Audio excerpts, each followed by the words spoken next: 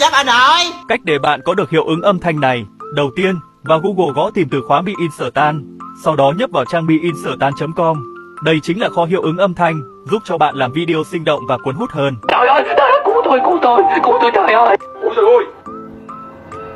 Ví dụ, như bạn muốn tải đoạn âm thanh này thì bạn nhấp vào nó, sau đó, bạn bấm vào Download MP3 để tải về.